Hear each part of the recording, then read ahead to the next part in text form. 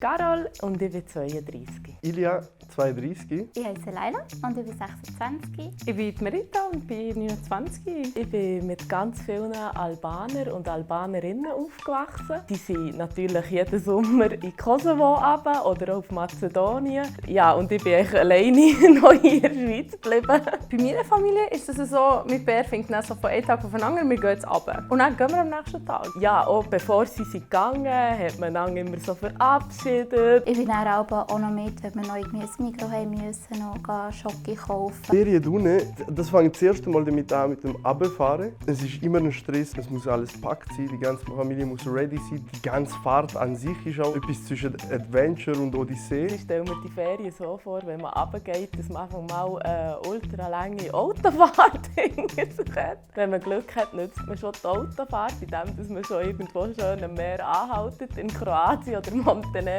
zum Segeln. Wir haben einfach immer nur angehalten, wenn mein Bär so wirklich kurz schnell hat sich die Beine vertreten an den Grenzen und irgendwie so Tankstellen. Jeder hat so seine Raststätte, die er dann beim Runterfahren besucht. Wir haben so einen Poulet-Mai in Österreich, wo wir dann einmal vorbeigehen und Poulet holen. Aber es ist so ein mega schönes Gefühl, wenn du wie aus Serbien raus bist und dann weisst, es ist nur noch eine Stunde und dann steht so ein Schild und da steht so Tetovo und dann weisst okay, jetzt bin ich daheim. Ja, dann stelle ich mir es einfach so vor, dass man wirklich alle Familien besuchen kann. Und dann mit so vielen Cousinen und Cousinen chillen kann. Und du bist zwar schon mega müde von der Reise, aber die Freude, irgendwie die Leute wieder zu sehen und irgendwie, dass du wieder in dieser Stadt bist, die ist fast so massiv. Ich kann das jetzt gar nicht mit etwas anderem wie noch vergleichen. Und dann auch einfach die Hochzeiten, die sind so prägend für mich, weil man hört immer von diesen Hochzeiten.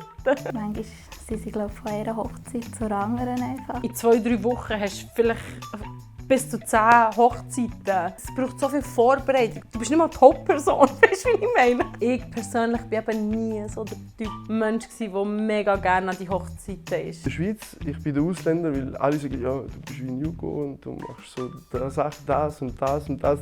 Und wenn man dann runterkommt, dann, ja, du bist der Schweizer, du machst das und das und das und darum bist du der Schweizer. Also Ausländer ist ein Ausländer, als Nationalität. Als Ausländer wirst du geboren und stirbst als Ausländer, würde ich sagen. Also die sehen das ja schon von weitem, ob du aus dem Ausland bist oder nicht. Schmeckt das einfach? Ich weiß nicht. Also wir müssen dann jedes Mal die gleiche Story dann halt auftischen und sagen, ja, wir sind halt wieder drinnen gewesen. Die anderen haben dann halt immer eine andere Story gehabt. Ja, wir sind dann mal in Italien gewesen, in Frankreich haben wir und dort und dort. Und bei uns ist halt jedes Mal wieder, wir sind halt drinnen gewesen. Und gleichzeitig hätte ich mir dann auch doch auch gewünscht, so ein Land zu haben, wo ich dann einfach so ein Häuschen habe und dann immer so einfach gerade dorthin kann gehen, so völlig unkompliziert. Für uns nochmal anders, weil wir sind vom Balkan, wenn jetzt jemand von China ist, dann macht er das wahrscheinlich nicht, weil es einfach viel teurer ist, oder? Das Schönste ist eigentlich wirklich, wenn du so die ersten 2-3 Tage dort bist, dann denkst du so, oh, ich habe noch mega lange Zeit hier. Die letzte Woche war eigentlich schon wieder mega schlimm gewesen. Du hast dann so, oh mein Gott, nur noch 5 Tage, oh mein Gott, nur noch 4 Tage, nur noch 3 Tage, oh mein Gott, morgen gar nicht schon. Und das ist etwas mega Schlimmes gewesen. Also ich weiß nicht, ob man sich wie einfach ein bisschen zu fest reinsteigert, wahrscheinlich schon, ja.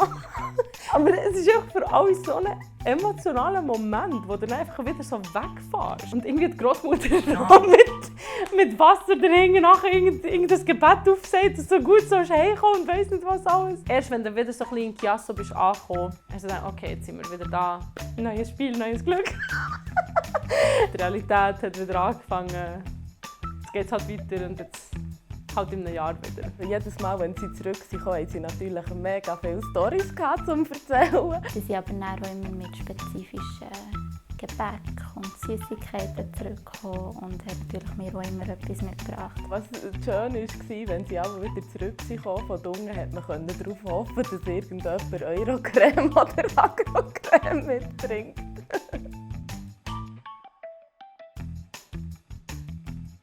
Irgendwann hatte ich einfach nicht mehr so viele Ferien, für das ich mit dem Auto runtergehen konnte, für das es rendiert.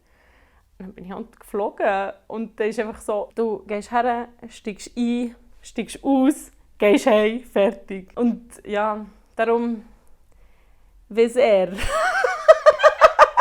Vielleicht wollt ihr uns sponsern? Was meinst du? Media Shop!